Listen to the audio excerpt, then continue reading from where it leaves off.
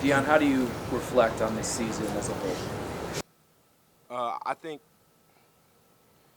as a as an organization, which I speak about as a whole, like we've did things that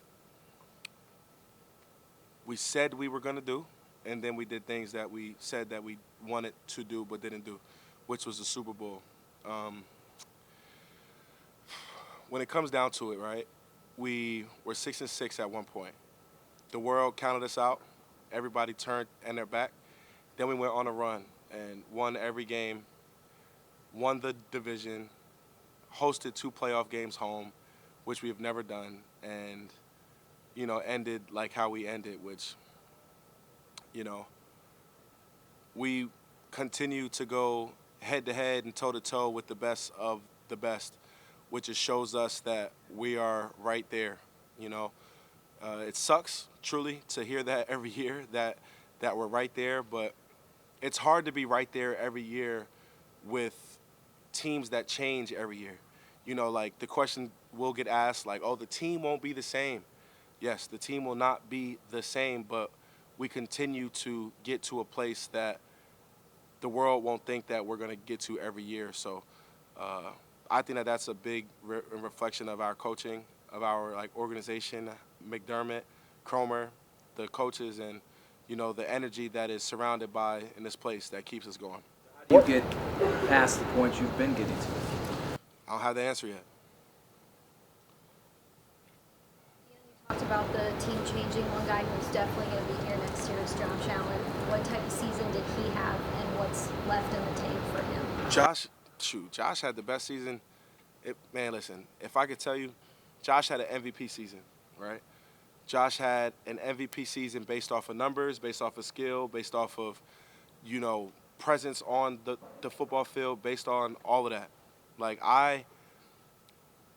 people were talking about interceptions. Like, oh, he's not a MVP guy because of the interceptions. But when it comes down to it, the offense has been on the field significantly more than these other teams.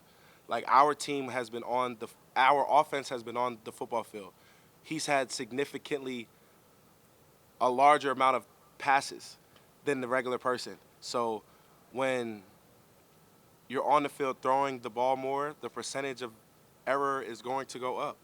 And hey, man, like he's thrown interceptions, and we've won games. So I don't care.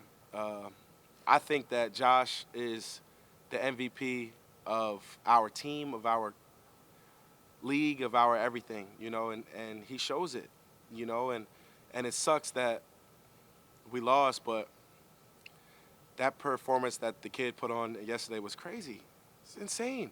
Like, hey, man, I love ball, and I give credit where credit is supposed to be. And Josh Allen, he's the quarterback that I would love to block for the rest of my life, forever. Like, he's that guy, man, and he makes it easy for all of us to play football selfishly. He makes it easy for us to play ball.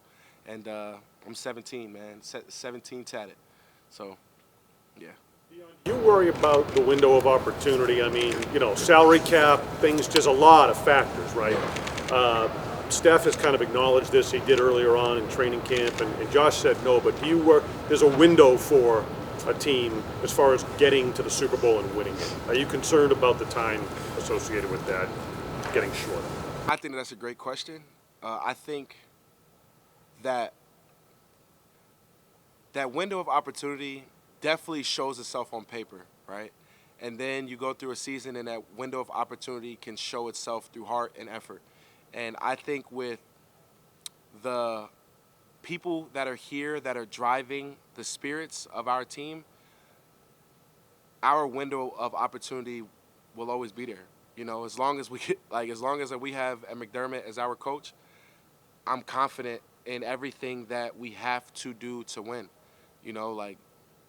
As long as the O-line has Cromer and Austin, I'm telling you, we are going to be like, okay. As long as we have our receiving coach and our running back coach and our D-line coach and our guys that are here, even our DB coach, like as long as our guys are here that's controlling the pieces and controlling how we are coached, I think that window it's never shut, you know.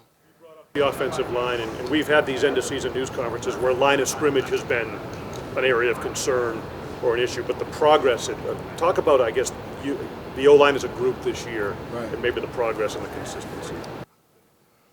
You really want me to talk about the O-line? Well, look, I'll talk about it. The O-line is, I'm biased. The O-line is the best group of our team. The D-line and the O-line. I think that our trench battle capability is insane. Like the fact that we drafted a rookie and the rookie played every single snap. All right, don't turn your head to that because that's crazy. I'm sorry, like that's crazy. He played every single snap at the highest. Like he's a legend. Like, come on, like people don't like do that as a rookie. And then you have Spencer that went through what he had went through, and I don't know, Spencer balled out. We got Connor from a whole different team. People like an organization that I guess didn't want him, and now he's my left guard, and he played balls to the wall. Mitch, Dad is great. Dad just stays Dad. Truly, like he just stays Dad. He stays consistent, and then you got me, right? And every year I'm taking steps. I'm gonna take a step every year. I'm taking a step every year that I'm here, and I will continue to step. And for the people that are following and letting me lead in my way, they're learning, and it's trickling over to the O-line. Whether it's me and Mitch, if it's me, if it's whoever. Like as a unit, we are doing what we're supposed to do, and I'm thankful. I am truly thankful. And I started this off, and I said, Josh makes it easy to play football. Josh makes it easy to play ball, and he's got us out of trouble. He's made mistakes disappear. He's made days that we might have not looked the greatest make us look the greatest. So I think truly this is a offensive room from top to bottom, from our practice squad guys to the top of the room. I think that this is the best room that I've ever been a part of. And I know that this is the best room that I've ever been a part of. And this O-line is the reason. Like, we are the reason why we had an opportunity to step closer to our goal. We're not fully the reason why, but we are in good grace of why we've had the opportunity, because we've been available. And I tip my hat to those other 4 guys, and even our guys that are in pads waiting, like on the sideline, like Batesy and Vandy, like those guys, and even Dave, our swing guy. Those guys have done a great job all year, and it's sad that we couldn't get it done, but those guys done shown it, man, and I ride with them, and they ride with me. But the O-line is definitely a staple of this football team. Very in tune with this community. Yeah. You know how their emotions are with this team and how they are tied. There's a lot of hurt people today. They're feeling bad about everything that happened. You are too, I'm sure. But you've always been good at giving the message in whatever way. What would be the message to Bills fans today and Bills Mafia from you?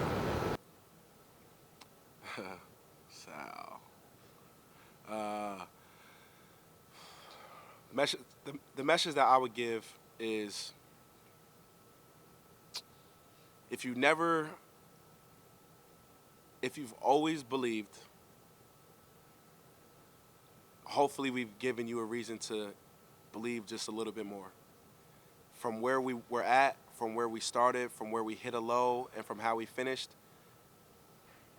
hopefully you're still believing, because we believe in you guys as much as y'all believe in us. And the way that y'all came like to that stadium yesterday, it was amazing. So just keep fighting, just keep fighting, please, because it takes your strongest punch, and it takes the strongest positive energy to create the powerful punch. So if you're with us, stay with us. If you're not, good luck to wherever you're going. Simple as that. But it's Bills Mafia here, so Love you guys. You think that you found a reason this year to keep, like you said, to keep believing? Was there something that you found this year? To keep me Yeah. believing? You just said the Bills Mafia. Did you find that as well this year? I have it every year, I'm a believer. Like I'm a true person. I live with love. Like I live with a vulnerable state of life. Like I'm free. Like I let the world have my true self.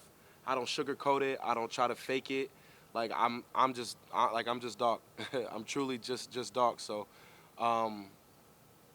the belief is within, and my teammates give me hope. Seeing them like come to work every day gives me hope. Guys like Poyer and Poe. I'm sorry, guys like Poyer and Micah. I said Poyer and Poe, but guys like Micah and Poyer. Like I sit like next to Poyer in the locker room, and I look at him every day, like as he comes in, and he comes in with the "let's do it" attitude. So that's what I'm on. Let's do it. So the hope and the belief it's in here. So I just keep it pushing. Dion, you said you take a step each year. Where did you feel your step was this year? I think I took a double step.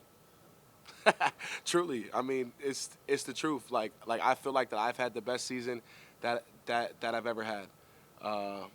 Truly, like I've changed my relationship and with God. I've changed my person just a little bit better, hopefully, and it's been working. Like the pieces that I have around me help fuel me in the right direction. Like I have a great relationship with Will Greenberg, which is one of our strength coaches, and he keeps me on my schedule of what I'm supposed to be doing on and off of the football field.